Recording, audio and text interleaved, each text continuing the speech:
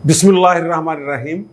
आप देख रहे हैं हालात में हूँ सईद चौधरी। आज जिन मौज़ूआत पे हम बात करेंगे दो तीन, एक तो यह है कि इमरान खान ने खत लिख दिया है जो इलेक्शन कमीशन के 2 अरकान रिटायर हुए थे, उनके तकर्रर के लिए मियाँ शहबाज शरीफ को जो अपोजिशन लीडर हैं कौमी असम्बली में, और आइनी तकाजा है कि इस पर इतफाक़ हो जाएगा। और जो नाम भेजे हैं उन्होंने मियाँ शहबाज शरीफ को, वो लोग कौन हैं, इस पर बात करेंगे थोड़ी सी। और जस्टिस काजी फायज़ ईसा का एक पैगाम जो है वो प्रेस रिलीज़ की शक्ल में जारी की है सुप्रीम कोर्ट ने, उस पर बात करेंगे। और फिर पाकिस्तान और भारत दोनों अफ़गानिस्तान के इशू को लेके क्यों परेशान हैं, उनकी क्या परेशानी है, आपस में एक दूसरे पर क्या इल्ज़ाम लगाए जा रहे हैं। और एक और दिलचस्प बात जो है जो मुझे आज मालूम हुई है, इमरान खान साहब जो कह रहे थे कि गाड़ियाँ बड़ी बिक गई हैं, बड़ी फ़रोख्त हो गई हैं और ये खुशहाली की अलामत है। ये जो उनका फार्मूला है गाड़ियों की फ़रोख्त को मुल्क की खुशहाली से जोड़ने का, इसकी मुझे समझ नहीं आ रही थी। मैं समझ रहा था कि हाँ यार बात तो ठीक है, अगर लोगों के पास पैसे नहीं हैं तो फिर वो इतनी बड़ी तादाद में गाड़ियाँ कैसे ख़रीद रहे हैं और क्यों ख़रीद रहे हैं वगैरह वगैरह। इसका जवाब मुझे आज बड़ा दिलचस्प मिला है। हमारे ग्रुप एग्जीक्यूटिव एडिटर हैं एक बड़े अखबार के, कुदरतुल्लाह चौधरी साहब, उनके साथ में उनके एक दोस्त के घर आज गया। बहुत बड़ा घर था, कोई 9 गाड़ियाँ छोटी बड़ी जिनमें इंपोर्टेड गाड़ियाँ थी, उनके गैराज में खड़ी थी या उनके घर में खड़ी थी। तो वहाँ गए तो कुदरतुल्लाह चौधरी साहब ने उनसे पूछा कि यार इसका मतलब है कि इमरान खान ठीक कह रहा है कि अन्ना पैसा हैगा लोगों के कोल और गाड़ियाँ खरीदी जा रहे हैं। तो उन साहब ने जो बात की वो जवाब था इमरान खान साहब का, जो हमने कल के व्लॉग में कहा था कि उन्होंने चोरी का इधर उधर पकड़ के, तो उन्होंने ये कहा कि यार देखें डॉलर उस वक्त क्या था, अब डॉलर की कीमत क्या है, अगर ज़र मुबादला के ज़खायर बढ़ रहे हैं तो डॉलर की कीमत क्यों नहीं गिर रही।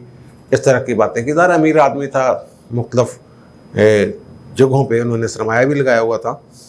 तो जब गाड़ियों की बात की, मैंने उनसे पूछा कि ये 9 गाड़ियाँ आपके घर में हैं, तो आपके सुना कि घर के कुल अफराद तो 4-5 हैं, उनमें से भी 1-2 मुल्क से बाहर हैं, तो आपने 9 गाड़ियाँ क्या करनी है। तो उन्होंने जो जवाब दिया, उन्होंने कहा भाई जो अमीर लोग होते हैं, अपनी बात भी उन्होंने कहा मैं कर रहा हूँ, उन्होंने कहीं ना कहीं सरमाया लगाना होता है अपना,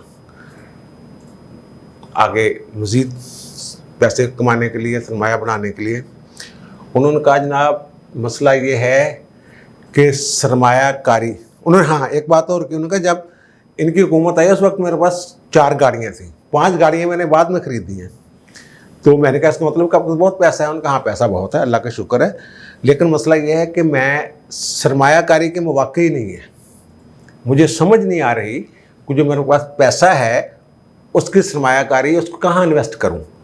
इन्वेस्टमेंट जब रुकी हुई है, हर जगह पे ख़तरा है, जहाँ भी इन्वेस्टमेंट करते हैं जनाब वो ना कोई फटा पड़ जाता है। तो गाड़ियों का एक महफूज सा तरीका है, एक तो ये एक स्टेटस सिंबल है महंगी गाड़ी रखना, ज़्यादा गाड़ियाँ रखना, बदल के गाड़ियों पे मीटिंग्स में जाना, अपने दोस्तों के घरों में जाना, गपशपे ये वो। तो ये उन्होंने मुझे फार्मूला दिया है कि जनाब ये खुशहाली की वजह से गाड़ियाँ नहीं बिक रही। उनका ये पता करें आप कि कितने % लोग हैं जिनके पास इनके दौर से पहले गाड़ी नहीं थी और इनके दौर में उन्होंने गाड़ी खरीदी है। उनका जो गाड़ियाँ बिकी हैं वो ज़्यादातर उन्हीं लोगों ने ख़रीदी हैं जिनके पास पहले ही गाड़ियाँ थी, जो गाड़ियाँ बदलने के शौकीन हैं, जिनके पास अंधाधुंध दौलत है और उन्हें समझ नहीं आती कि उस पैसे को खर्च कहाँ पे करें। ये उन्होंने इसका जवाब दिया। उन्होंने कहा जनाब ये खान साहब जो है हमारे वज़ीर-ए-आज़म हैं, उन्होंने हल्का सा कहा कि मैं भी PTI का ही हूँ, लेकिन ये बात दुरुस्त नहीं है कि खुशहाली की वजह से जो गाड़ियाँ हैं वो ज़्यादा फ़रोख्त हुई हैं। उनका जो मेरे पास जो गाड़ियाँ हैं इसको आप इन्वेस्टमेंट भी समझ लें, जो 9 गाड़ियाँ, लेकिन बहरहाल सरदस्त तो मैंने जो मेरे पास पैसा था उसको कहीं ना कहीं तो रखना ही था ना, मैंने अपने साथ को लेके जाना कब्र में, ये उनके अल्फाज थे, बुज़ुर्ग आदमी थे। तो ये एक जो मेरे दिमाग में थोड़ी सी थी उलझन, वो उलझन उन्होंने दूर की है। अब आते हैं मिस्टर जस्टिस काजी फायज़ ईसा साहब का एक पैगाम है जो प्रेस रिलीज की शक्ल में जो शाहद कुंबियो साहब हैं PRO सुप्रीम कोर्ट के, उन्होंने व्हाट्सएप की है साफियों के ग्रुप में एक प्रेस रिलीज, और उन्होंने उसमें लिखा है कि जनाब मिस्टर जस्टिस काजी फायज ईसा साहब की ये ख्वाहिश है कि उनका ये पैगाम जारी कर दिया जाए वेबसाइट पे। मैसेज जो है ये प्रेस रिलीज की शक्ल में लोगों तक पहुंचा दिया जाए। तो उसमें पैगाम ये है कि मिस्टर जस्टिस काजी फायज ईसा साहब कहते हैं कि उनकी अहलिया जो है वो बीमार है। डॉक्टरों ने उनको गले के ऑपरेशन का कहा कि थायराइड्स बढ़ गए हुए हैं, उसका इलाज है। और उस प्रेस रिलीज से ये लग रहा है कि वो ये कहा कि सफ़र और जो इलाज के अखराजात हैं वो अपनी जेब से अदा करेंगे, यानी सरकार से नहीं लेंगे। सरकारी तौर पर जो जजेस हैं या सरकारी मुलाजमिन हैं, उनको और उनकी फैमिलीज़ को सरकारी सहूलत है इलाज की, मुफ्त इलाज की, वो कह रहे हैं कि हम ये मुफ्त जो सहूलत है इलाज की ये नहीं लेंगे, बल्कि अपनी जेब से अखराजात। और लग ये रहा है सफ़र की जो बात की है कि इसका मतलब वो मुल्क से बाहर इलाज के लिए, अपनी अहलिया के इलाज के लिए जा रहे हैं। लेकिन जो प्रेस रिलीज़ है इसमें ये लग रहा है कि जो PRO साहब हैं उन्होंने वो प्रेस रिलीज तो जारी कर दी है, लेकिन साथ ही ये भी बता दिया है कि जनाब ये जज साहब की ख्वाहिश है। मेरा ख्याल है इससे अच्छा असर नहीं जा रहा। इससे ये लग रहा है कि जनाब मजबूरी बेअमरे मजबूरी एक बात बताई जा रही है कि जनाब जज साहब ये चाहते हैं बहरहाल अल्लाह ताला उनकी अहलिया को सेहत तंदरुस्ती अता फरमाए। और जो पाकिस्तान और भारत का अफ़गानिस्तान में किरदार है, इस हवाले से जो बातें हो रही हैं, आज DGI SPR ने एक लंबी चौड़ी प्रेस ब्रीफिंग दी है, मुख्तलिफ सवालात के जवाब भी दिए हैं। उन्होंने कहा जनाब इन्होंने इंडियंस जो थे इन्होंने जहर घोला वहाँ की फोर्सेस और अवाम और मुख्तलिफ जो भी वहाँ जहाँ तक भी वो कर सकते थे, और उनकी जो सरमायाकारी है वो अपने किसी मफाद या अफ़गानियों के मफाद के लिए नहीं थी इंडियंस की, वो पाकिस्तान के ख़िलाफ़ वगैरह। और जो अफ़गानिस्तान के इदारे हैं वो मिलकर पाकिस्तान में उन्होंने 2-3 नाम भी गिनवाए हैं कि उन्होंने दहशतगर्दी करवाते रहे पाकिस्तान में। तो दूसरी तरफ ट्रेनिंग, जो आर्मी की ट्रेनिंग के नाम पे भी वो जो जिन फौजियों की ट्रेनिंग कर रहे थे इंडियंस, वो उनके जहर में, उनके दिमाग में जहर पाकिस्तान के ख़िलाफ़ भरते रहे। लेकिन अब मुझे ये लग रहा है कि भारत आउट हो गया है अफ़गानिस्तान से। वो अगर वो तालिबान तो उनको घास नहीं डाल रहे, और जो पुराने मुजाहिदीन हैं गुलबुद्दीन हिकमत यार वगैरह, वो कह रहे हैं कि भारत अपनी हदूद में रहे, और उसके लिए अच्छा यही है। वो सबसे बड़ी खिदमत भारत की अफ़गानिस्तान के लिए ये है कि वो अफ़गानिस्तान से दूर रहे। सरहद कोई नहीं मिलती है, नहीं एक इंच का भी टुकड़ा उनका आपस में नहीं मिलता। तो लेकिन अमरुल्लाह साले साहब जो हैं वो बाज नहीं आ रहे। वो कल वाला जो काबुल एयरपोर्ट पे हमला था खुदकुश, उस पर बाइडेन कुछ और कह रहे हैं। बाइडेन कह रहे हैं कि जनाब ये तालिबान जो हैं ये दाइश के मुखालिफ हैं, दाइश दुश्मन है और दाइश का ये हरकत है जो भी हुआ है। लेकिन अमरुल्लाह साले साहब ये फरमा रहे हैं, बाज नहीं आ रहे। कोई 10-12-14 घंटे पहले उन्होंने ट्वीट करके आया है और उसमें कहा है कि जनाब हक्कानी ग्रुप और तालिबान जो हैं ये दाइश के साथ मिले हुए हैं, अलकायदा के साथ, और ये अपना जो मास्टर्स हैं यानी पाकिस्तान का नाम है, उनकी जो हिकमत अमली है उसको पूरी तरह आगे बढ़ा रहे हैं। वो अच्छी तरह ट्रेंड हो गए हैं कि उनकी बात समझे। ये इस तरह की बातें हो रही हैं, लेकिन मैं ये समझ रहा हूँ कि पाकिस्तान की जो पॉलिसी है अफ़गानिस्तान के हवाले से वो सही सिमत में है। और भारत बेचारा रौला चलाई डाल रहा है, कभी कोई मीडिया पे फुटेज दिखा रहा है कि ना वो तालिबान हेलीकॉप्टर उड़ा रहे हैं और यह कहने पाकिस्तान के जो एयरफोर्स के अफसरान हैं वो उन्हें ट्रेनिंग दे रहे हैं, लेकिन सबूत बात है कोई नहीं।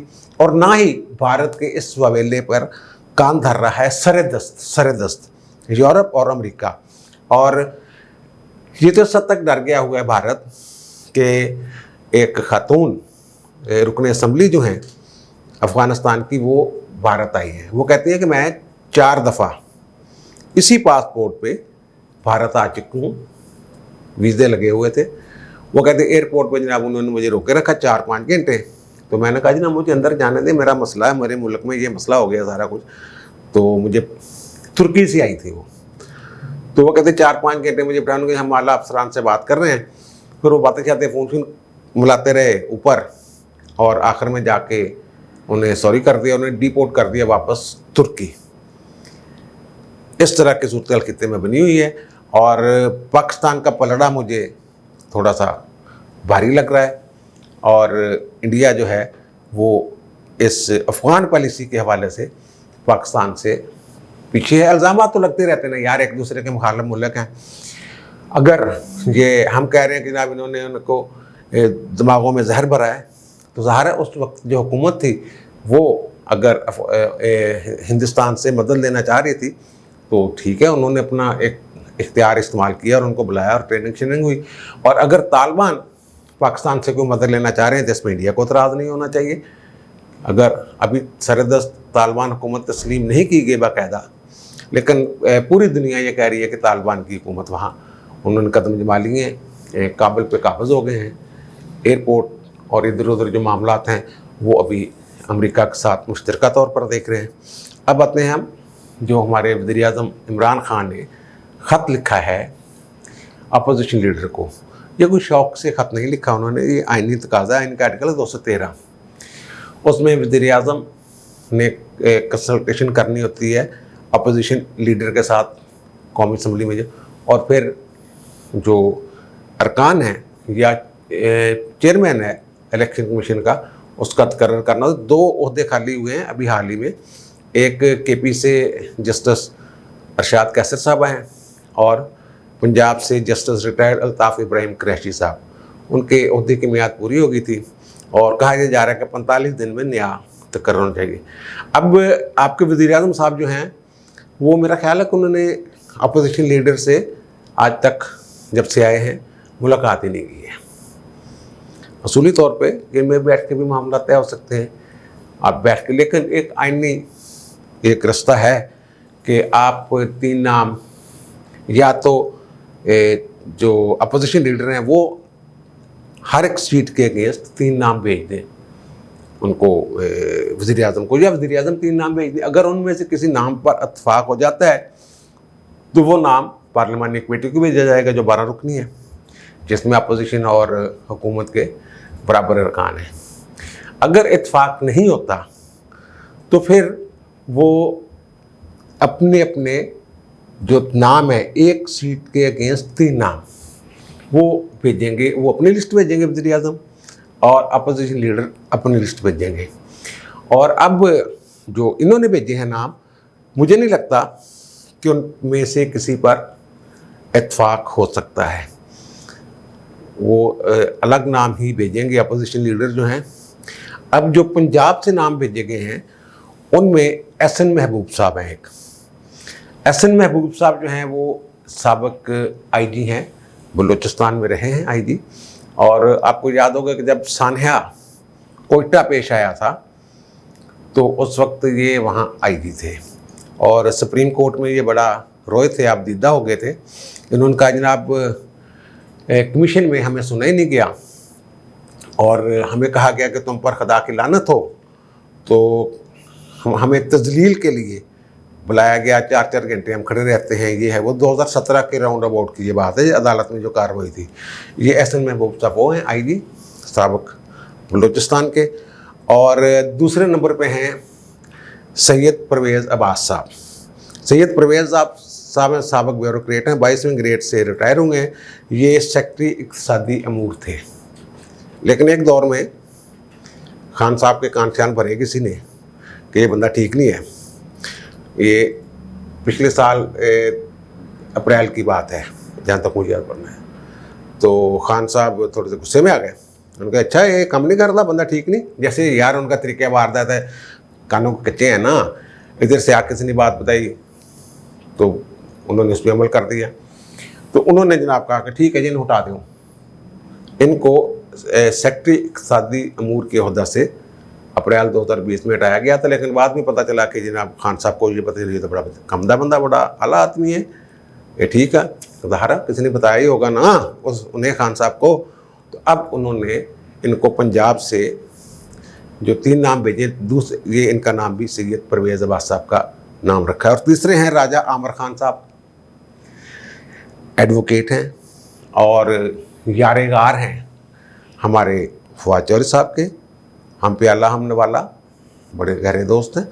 और जो आर्टिकल है ना इनका जिसकी तहत ये तकरीरें हो रही होती हैं, उसमें यह है कि 22वें ग्रेड का सिविल सर्वेंट रहा हो, वफाकी 22वें ग्रेड में उसने सर्विसेज दी हों, या सुप्रीम कोर्ट का जज रहा हो, और या टेक्नोक्रेट हो, और उनकी उम्र जो है वो 68 ईयर से ज़्यादा नहीं होनी चाहिए, 18 साल तो ज़्यादा उम्र नहीं होनी चाहिए उन्होंने।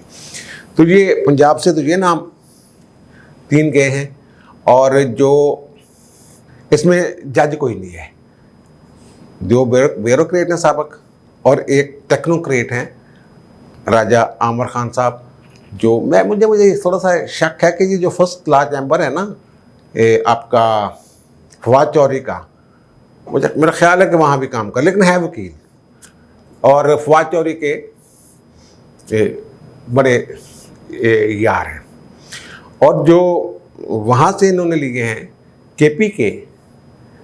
केपी से जो सीट खाली हुई है अरशाद कैसर साहबा के लिए वाली, उस पर जो 3 नाम इमरान खान ने सजेस्ट किए हैं, भेजे हैं, जिनमें से किसी पे इत्फाक हो या नहीं हो, उनमें एक फरीदुल्ला खान साहब हैं, वो भी साबिक ब्यूरोक्रेट हैं, 22वें ग्रेड से रिटायर हुए हैं, लेकिन वो कोई ब्यूरोक्रेसी में ज़्यादा पॉपुलर शख्स नहीं समझे जाते। बहरहाल उनका नाम उन्होंने भेजा है। और दूसरा उन्होंने भेजा है जस्टिस रिटायर्ड एक जज आया है इसमें, इकरामुल्लाह खान साहब। इकरामुल्लाह खान साहब मेरा ख्याल है कि 2013 के राउंड अबाउट, हाँ 2013 में वो एडिशनल जज मुकर्रर हुए थे पेशावर हाई कोर्ट के, और उनकी एक जजमेंट उनके नाम से मुझे थोड़ा सा याद आ रहा है 2019 में, जो केपी की हुकूमत के 2019 में कोई 5 मशीर और मावनीन वगैरह उनका तकर्रर कलअदम किया था, तो वो जिस बेंच ने किया था उसके सरबरा इकरामुल्लाह खान साहब ही थे, और इनके साथ शायद मुसर्रत हलाली साहब थे। और फिर इन्होंने मिलिट्री कोर्ट्स वाले कुछ मुकदमात के भी फैसले किए। बहरहाल आइन में तो ये है कि सुप्रीम कोर्ट का जज रहा हो, अब उसमें ये तो नहीं लिखा हो कि रहा हो या सुप्रीम कोर्ट का जज बनने के हल हो, वहाँ सिर्फ यही लिखा हुआ कि रहा हो। तो अब इकरामुल्लाह खान साहब, हो सकता है कोई प्रोविज़न हो ऐसी कि हाई कोर्ट का जज जो सुप्रीम कोर्ट के जज बनने का, लेकिन लिखा हुआ जो आर्टिकल 213 है उसमें नहीं लिखा हुआ, उसमें यही लिखा हुआ है कि वो सुप्रीम कोर्ट का जज रहा हो, तो ये जज नहीं रहे। बहरहाल इनका नाम उन्होंने दे दिया है, और ये दिसंबर के आखिरी दिन पिछले साल अपने ओहदा से रिटायर हुए थे। यहाँ 2 साल की जो शर्त है ना, वो नहीं है कि 2 साल पहली नौकरी ख़त्म हुए 2 साल हो गए हों तो फिर, उसमें नहीं, क्योंकि ये रिटायर्ड दूसरे दिन भी लग सकते हैं, ये बात ठीक है। और फिर इसमें इन्होंने एक टेक्नोक्रेट मोहम्मद मुजम्मिल खान साहब, उनका नाम भेजा है, और मुजम्मिल खान साहब जो हैं ये भी वकील हैं। और कैसे वकील हैं, क्योंकि केपी में और सुप्रीम कोर्ट में इनकी ये पेश होते हैं, लेकिन ये भी ज़ाहिर है जो वकला का जड़ा है फ़रोग नसीम साहब ग्रुप, ये उसी का ये हिस्सा है। तो ये 3 नाम केपी से हैं और 3 नाम पंजाब से। उनका जो हल्का सा तारफ़ था वो मैंने आपको गोशगुजार कर दिया है।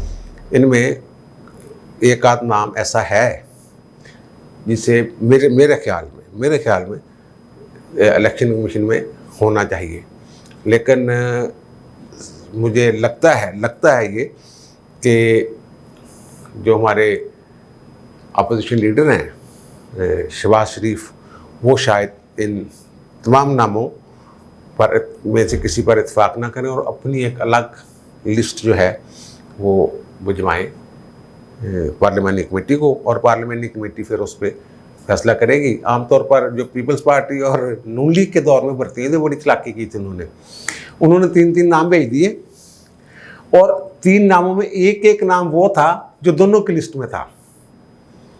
उन्होंने वो नाम पार्लियामेंट्री कमेटी का, इस पर तो यार इतफाक है ना दोनों का। अवाम को ये तासर दिया कि हम जनाब इतफाक नहीं हुआ, अपनी अपनी लिस्ट भेज रहे हैं, लेकिन दोनों की लिस्ट में एक एक नाम ऐसा था जिस पे इतफाक जो वही था। यानी कि फ़र्ज़ करें कि अरशाद कैसर का नाम अपोजिशन की लिस्ट में भी था और हुकूमत की वज़ीर आज़म की लिस्ट में भी था। तो ज़ाहिर पार्लियामेंट्री कमेटी का ये इस पर तो चलो इतफाक बनता है ना, वो दोनों को इस तरह का मामला चल रहे हैं। अल्लाह करे कि मामला सीधे हो जाएं और बहरहाल अगर ये तकर्री में थोड़ी बहुत देर भी हो जाए तो आइन में गुंजाइश है कि बर वक्त अगर कोई काम नहीं हो सकता तो फिर तखीर से भी काम हो तो वो गैर आइनी नहीं होगा। लेकिन 3 अरकान मौजूद हैं और कोरम पूरा है 3 अरकान से। ये चेयरमैन, चीफ इलेक्शन कमिश्नर और 2 इलेक्शन कमीशन के मेंबरान मौजूद हैं, वो काम चला रहे हैं अपना। बाकी अल्लाह बेहतर करेगा, दुआ करते रहते हैं हम, आप भी दुआ कीजिएगा। इंशाअल्लाह कल मुलाकात होगी। अल्लाह हाफ़िज़।